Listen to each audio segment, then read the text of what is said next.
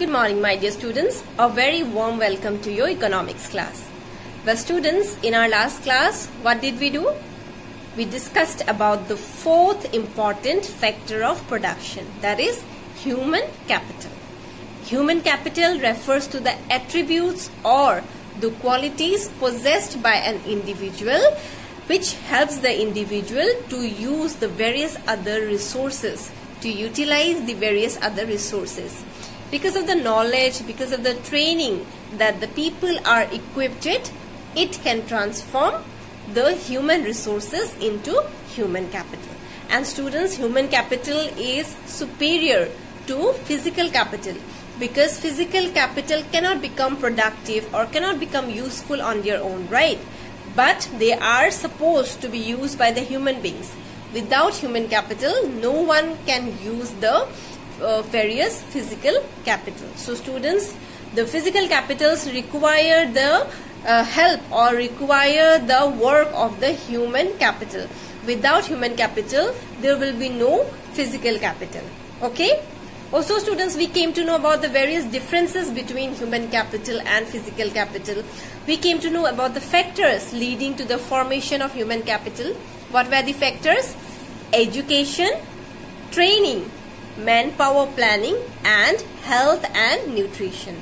And students, we discussed about the importance of all these factors in the process of human capital formation. So students, this is what we discussed in our last class. So today let's move to another important topic from this chapter. Today we are going to have our revision on the second important topic from this chapter, that is the use of land in the various productive activities. That is the nature of land and how to grow more than one crop on a single piece of land. Okay then students, without further delay, let's start with our today's class. Well students, our today's topic of discussion is farming in Palampur. So in order to understand farming in Palampur, we first need to understand about the nature of land and the availability of land in Palampur, right? So this is just a recapitulation. We have already gone through these concepts earlier also. So this recapitulation will help us to recollect all the important things related to this concept. Well students, we all know that in Palampur, agriculture is the most important economic activity, right? Around 3/4 of the total population, that is 75% of the population in Palampur, are dependent on agriculture for their livelihood. They derive their source of earning from agriculture. They could be either farmers or they could be farm laborers as well, no matter whether they have their own plot of land or whether they work on someone else's plot of land, but it is farming that provides them their livelihood. Yes, there are some people who are engaged in the non-farming activities also, but then students, these non-farming activities are mostly undertaken during the off-season. But it is agriculture that mostly provides people with their livelihood, and the non-farming activities serve as an additional source of income, like poultry farming, then small scale manufacturing, then transportation, shopkeeping, etc. are also various other non-farming activities. But agriculture comprises of 75% of the population. Agriculture provides livelihood to around 75% of the population. For students, even though agriculture is the primary economic activity in Palampur, but undertaking agriculture or farming by the people in Palampur is not an easy task. This is because land is fixed. Land is a constraint, right? Land creates difficulty in increasing the agricultural productivity. Even though the farmers want to increase their agricultural yield, they cannot. Why? Because of the fixed nature of land. We all know that land is the gift of nature. Land is given to us by God. So even though we want to increase the area under cultivation, we cannot. We cannot practically increase the area of land under cultivation. Even though students, there has been some wasteland which has been converted into farming land, But apart from that, there is no further scope of increasing the area under cultivation. In fact, since 1960 in Palampur, there has been no expansion in the farming land. Okay, so this creates a major problem for the farmers to increase their agricultural productivity. So students, in such a situation, what the farmers will do, right? So they have decided that they will grow more than one crop on that single plot of land. That means whatever land is available with them, they will grow more crops on that same piece of land. So for this, two methods are mostly adopted. One is the multiple cropping method and the other one is the modern farming methods.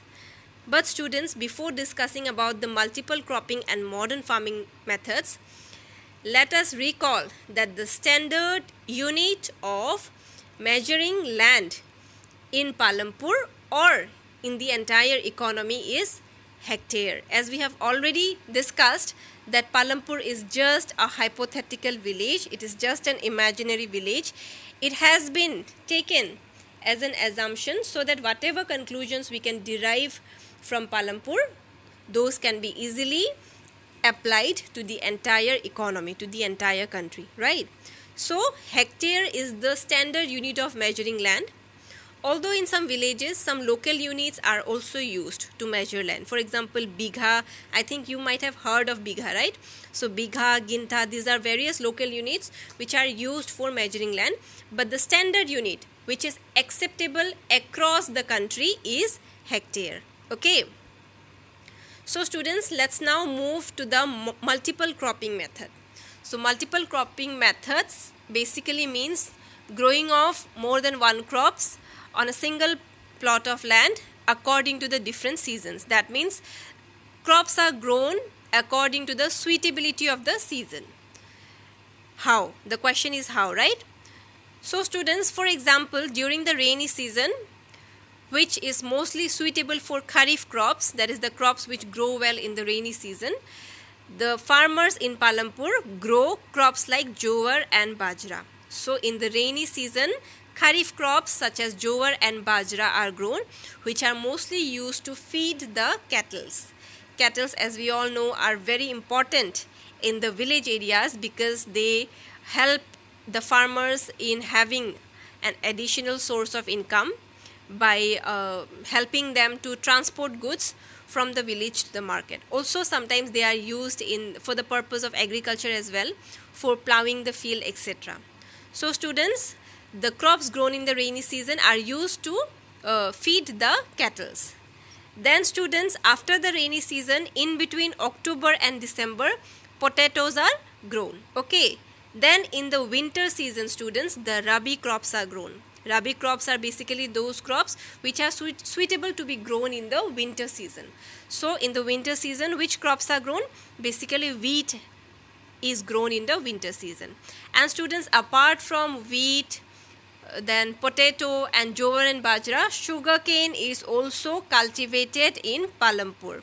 And students, what happens? Sugarcane is cultivated just once in a year, and then it is sold to the traders in Shahpur, either in its raw form or sometimes it is also manufactured into jaggery and then it is sold to the traders or to the marketers in Shahpur. Okay. So students, have you observed why these farmers are able to grow more than one crop? Because of the irrigational facilities which are quite well developed in Palampur. The farmers in Palampur are able to grow more than one crops because of the developed irrigational facility over Palampur. Well students, we all know that tube wells are there in Palampur which helps in providing irrigational facilities to the agricultural land. But students, irrigation became possible. These tube wells became possible because of the electricity facility which is available in Palampur. Electricity in Palampur, it came very early, okay, and the major benefit of having electricity is that it transformed the entire system of irrigation. Okay, with the coming of electricity, it evolved or it entirely changed the scenario of irrigation. Students, before electricity, what the farmers used to do, they used to draw water from the wells by using Persian wheels. Okay, it was before the coming of, or it was before the introduction of electricity in Palampur. Persian wheels were mostly used to draw water from the well. Okay, but students, what happened? People, they saw that electric run tube wells could irrigate much larger areas of land more effectively. The people, gradually with the development of technology, we can say, the farmers and people, they observed that if they can have electric run tube wells, they will be able to irrigate much larger areas of land, and that will be done more effectively. So after this discovery was made, what happened? The first few tube wells were set up by the government in Palampur. Later on, some private farmers also started installing tube wells in their own fields. Okay, so what happened? As a result, students, by the mid-1970s, the entire cultivated area of 200 hectares of land was irrigated. So students, by the mid-1970s, the entire area of land which is under cultivation in Palampur, which is around 200 hectares, the entire plot of land was irrigated. Okay, irrigation facility was available for the entire plot of land, for the entire 200 hectares of land. So this is why the farmers in Palampur are able to resort to modern farming methods and multiple cropping method. So students, now that we have discussed about the multiple cropping method, let us now discuss what are modern farming methods. Okay, so modern farming method simply means the use of modern farming equipments in agriculture. Okay, and how can we use modern farming equipments in agriculture? Which particular process led to the introduction of modern farming methods? That particular process is known as the Green Revolution. Okay, we have already discussed about Green Revolution. Today we shall be brushing our knowledge on Green Revolution. Okay students, but before discussing about Green Revolution, let us note one very important thing, that not all villages in Palampur or in India have such high level of irrigation. There are some places such as, apart from the riverine plains and the coastal regions in our country, are well irrigated. These are the places where irrigation systems are well developed. But students, the various plateau regions such as the Deccan Plateau do not have such high level of irrigational facilities. Okay, of the total cultivated area in the country, only a little less than 40% is irrigated. Just imagine, even today India has become quite a developed country, right? But even today, less than 40% of the area is under cultivation. So what will happen to the farmers of those places? Will they ever be able to prosper? No, because their irrigation facility is not developed. Okay, so don't think that that all the villages in India have well developed irrigation facilities. Such facilities are available only on the riverine plains and the coastal regions, whereas the Deccan Plateau mostly have only less than 40% of its area under irrigation. Okay. So students, after adopting the multiple cropping method, the farmers in Palampur were able to grow two main crops, and some of them were even able to grow potato as a third crop. And all these happened in the past 15 to 20 years. So students, the first method or the first way by which one can grow more from the same land is by adopting the multiple cropping method. Let us now move to the second method of growing more from the same crop. So the second method is the modern farming method. As we all know, modern farming method simply means the use of modern farming equipments in agriculture. But students, unlike the multiple cropping method, modern farming method does not emphasize on growing different crops in different seasons. Rather, it emphasizes on increasing the total agricultural yield of a single season. So while the multiple cropping method grows different seasons, different crops in different seasons, modern farming method tries to increase the total agricultural productivity of a single season. That is, the main focus of multiple cropping method is to grow more number of crops and thereby increasing the total amount of crops produced. Whereas the main focus or the main emphasis of modern farming method is to increase the amount of crop produced, not to increase the number of crops produced, but to increase the amount or the quantity of crops produced. Okay. So students, with the introduction of the Green Revolution in the mid 1960s, the farmers in India started using the modern equipments. Before 1960, the farmers were mostly using the traditional seeds. Okay. But after Green Revolution, they started using the HYV seeds, that is the high yielding variety of seeds.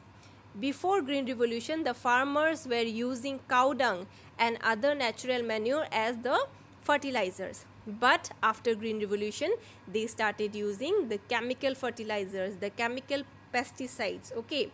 Before they were mostly using bulls for plowing their field, but after Green Revolution they started using tractors, they started using threshers to plow and to harvest their field. Before Green Revolution, they were mostly dependent on monsoon for irrigation of their agricultural field, but after Green Revolution they started installing tube wells, they started developing the irrigational systems by using the various artificial irrigational facilities like irrigational pumps, etc. Okay. So students, this transformation made a huge impact on the total agricultural yield. The farmers were now able to have more amount of crops, and as a result, what happened?